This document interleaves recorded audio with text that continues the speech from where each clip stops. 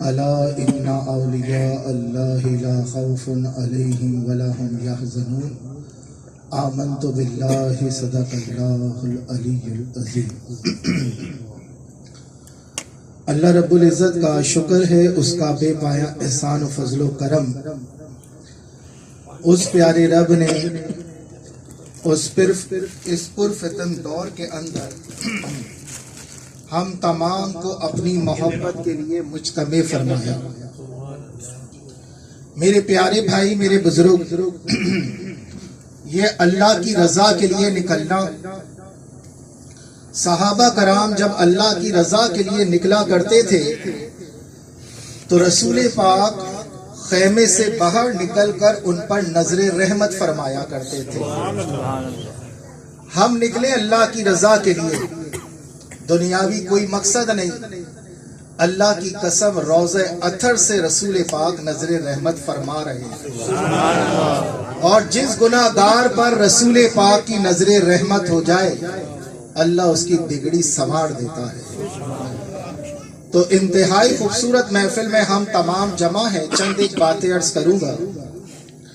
اللہ رب کریم نے اپنے پاک کلام میں فرمایا، الا ان اولیاء اللہ لا خوف، میرے جو بندے ہیں، خبردار، میرے جو ولی ہیں، ان کو نہ کوئی دنیا میں خوف ہوگا نہ آخرت میں کوئی حزن ہوگا۔ یہ خوف کیا ہے؟ حضرت علی رضی اللہ تعالیٰ عنہ تشریف فرما ہے، سامنے مرحب کھڑا ہے۔ مرحب یہودیوں کا وہ پہلوان تھا کہ 1000 پر اکیلا بھاری ہوتا تھا۔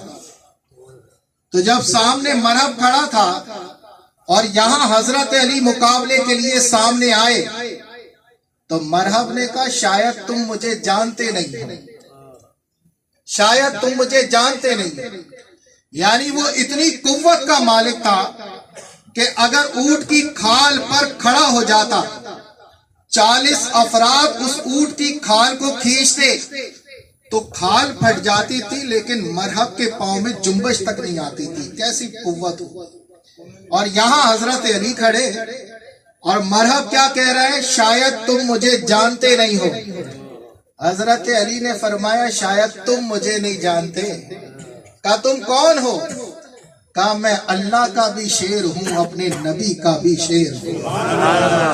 یہ کہہ کر ایک ہی وار میں ایسی تلوار ماری سر پر کہ مرحب کے 2 ٹکڑے ہو گئے، اور مرحب جس گھوڑے پر، جس سواری پر بیٹھا تھا، اس سواری کے بھی 2 ٹکڑے ہو گئے۔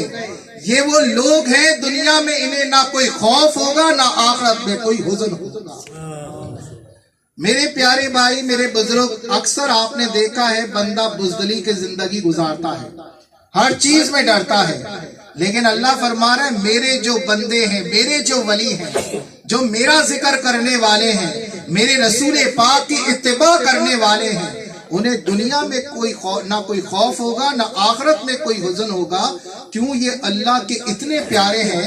بخاری شریف کی حدیث مبارکہ ہے، امام بخاری رحمت اللہ علیہ فرماتے ہیں، اللہ کسی کام میں تردد نہیں فرماتا۔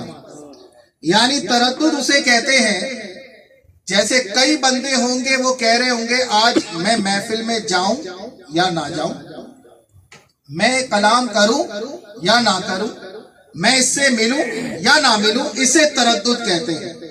آپ اللہ کے رسول فرماتے اللہ کسی کام میں تردد نہیں فرماتا۔ یعنی وہ خشکی کو سبزہ کر دے، اللہ تردد نہیں فرماتا۔ سبزے کو خشکی میں بدل دے، وہ تردد نہیں فرماتا۔ وہ حضرت نوح علیہ السلام کے بیٹے کو سمندر میں غرق کر دے، وہ تردد نہیں فرماتا۔ وہ بدترین کے گھر میں اپنا ولی پیدا فرما دے، وہ تردد نہیں فرماتا۔ وہ بنا باپ کے حضرت عیسیٰ علیہ السلام کو پیدا فرما دے، وہ تردد نہیں فرماتا۔ وہ فرعون کو سمندر میں غرق کر دے، وہ تردد نہیں فرماتا۔ وہ حضرت نوح علیہ السلام کی کشتی کو سمندر میں تیرا دے، وہ تردد نہیں فرماتا۔ میرے آقا فرماتے وہ کسی کام میں تردد نہیں فرماتا، بس ایک کام میں تردد فرماتا ہے، جب اس کے ولی کی موت کا وقت آتا ہے تو اللہ تردد فرماتا ہے کہ میں اس کی جان نکالوں کہ نہ نکالوں, میں اس کی روح کو نکالوں کہ نہ نکالوں. کیوں؟ میں نے اس کو اپنا پیارا جو بنایا ہے, میں نے اس کو اپنا ولی جو بنایا ہے.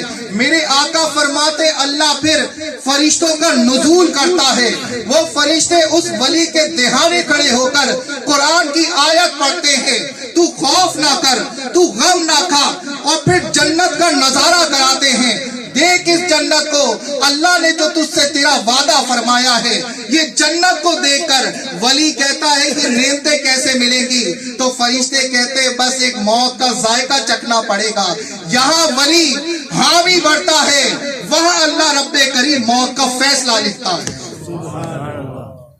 آپ دیکھ رہے کتنے پیارے ہیں, یعنی موت کا فیصلہ کرتے میں اللہ تردد فرما رہا ہے کہ میں اس کی روح کو نکالوں یا نہ نکالوں.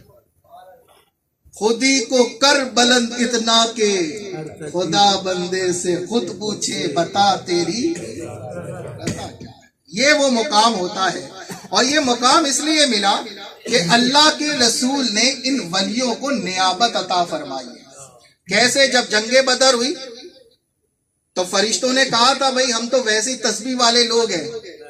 جب رسول پاک نے آسمان کی طرف دیکھا, یا رب کریم میرے صحابہ ڈر رہے ہیں, ہماری تعداد کم ہے, مولا مدد فرما. تو فرشتوں نے تو کہا تھا ہم تسبیح والے لوگ ہیں, یہ تو خون بہائے گا, انسان خون ریزی کرے گا. تو اللہ نے حکم دیا میرے فرشتوں جاؤ میرے محبوب کی مدد کو پہنچو. ملائکہ کا نزول ہوا, جنگ شروع ہو گئی. یہاں 313 تھے, وہاں 1000 کا لشکر تھا. اب صحابہ کرام تلوار اٹھاتے, گردن پہلے تن سے جدا ہو جاتی. جنگ جیتی گئی. اللہ کے رسول نماز میں کھڑے ہو گئے, جنگ جیتی گئی. حضرت جبرائیل علیہ السلام جو ملائکہ کا وفد لے کر آئے تھے, وہ سمجھے کہ ہمارا کام ختم ہو گیا. اب جب وہ آسمان کی طرف جانے لگے تو اللہ نے آسمان کے دروازے بند کر دیے. حضرت جبریل امین نے عرض کی رب کریم کیا خطا ہو گئی, کیا غلطی ہو گئی؟ رب نے فرمایا جبرائیل تو اور تیرا لشکر میرے محبوب سے اجازت لیے بغیر آیا, لوٹ کر چلا جا, میرے محبوب سے اجازت لے کر آ. جب حضرت جبریل امین آئے تو آقا نماز کی حالت میں تھے. حضرت جبریل امین مسکرا رہے, ان کی مسکراہٹ سے یہ معلوم ہوتا تھا کہ آقا میں نے تو سمجھا اجازت لینے کی ضرورت نہیں, تو اللہ نے آسمانی دنیا میں داخل ہی نہیں ہونے دیا. اور میرے آقا بھی مسکرا رہے تھے. میرے آقا کی مسکراہٹ سے یہ پتا چل رہا تھا کہ جبرائیل اب پتا چل گیا. پیچھے صحابہ کرام کھڑے ہیں, امام ہنسے یا جمائلے, مقتدی کو کیسے پتا؟ جب نماز مکمل ہو گئی تو صحابہ کہنے لگے آقا آپ نماز میں مسکرا کیوں رہے تھے؟ تو آقا نے بھی نہیں پوچھا اے میرے پیارے صحابیوں تم لوگ پیچھے کھڑے تھے, تمہیں کیسے خبر کہ میں مسکرا رہا تھا؟ اللہ کے رسول کو بھی پتا تھا کہ یہ میرے عاشق ہیں. ارے ان کی نماز ہی نہیں ہوتی تھی جب تک رخ مصطفیٰ کو نہ دیکھ لیتے تھے. ازل سے تیرے عشق کا ترانہ بنی, نماز تیرے دیدار کا ایک بہانہ بنی.